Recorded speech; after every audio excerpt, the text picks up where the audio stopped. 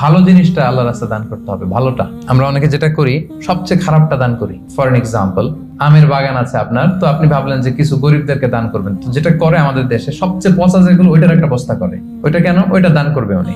এরপর ধরেন রিক্সা থেকে নামছেন, হঠাৎ একজন ভিক্ষুক ফরিয়া দিয়ে এসে হাত পাতলো।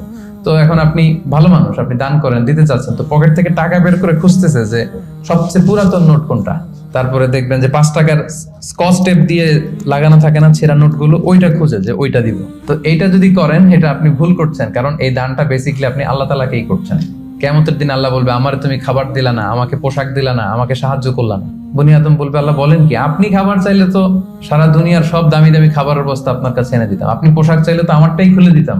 আল্লাহ বলতেন, ওই যে অসহায়, পীড়িত, দুস্থ, সুবিধা বঞ্চিত মানুষগুলোকে খাওয়ালে আমাকে খাওয়ানো হতো, তাদেরকে পড়ালে আমাকে পড়ানো হতো। তো এই যে আপনি ছিঁড়া নোটটা যে গরিবের হাতে দিলেন, আসলে ওইটা আল্লাহরে দিয়েছেন আপনি, এটা কখনোই করবেন না। আল্লাহ তাআলা বলছেন, ওয়ালা তায়াম্মামুল খাবিসা মিনহু তুনফিকুন, খারাপটা আল্লাহরে দিও না, আল্লাহর রাস্তায় ভালোটা দিবে। সবচেয়ে ভালোটা যদি আপনি আল্লাহর রাস্তায় দিতে না পারেন, তাহলে আপনি তো ইমানদারি হতে পারলেন না। তাই আমরা ভালোটা দিব খুঁজে খুঁজে। আপনি আম বাগানের মালিক, আপনি সবচেয়ে টসটসে পাকা এক বস্তা আম আপনি কালেক্ট করবেন, যে এটা আপনি দান করবেন। ধরেন যে 10 টাকার কচকচে নোট নিয়ে আপনি সবসময় ঘুরলেন এবং এটা প্ল্যান করলেন যে যখন দিব এই চকচকে 5 টাকার নোটটা দিব, কারণ আল্লাহ বলেছেন সবচেয়ে ভালোটা আমার রাস্তায় দাও। তো এই অভ্যেসটাকে আমরা একটু করতে পারবো ইনশাআল্লাহ।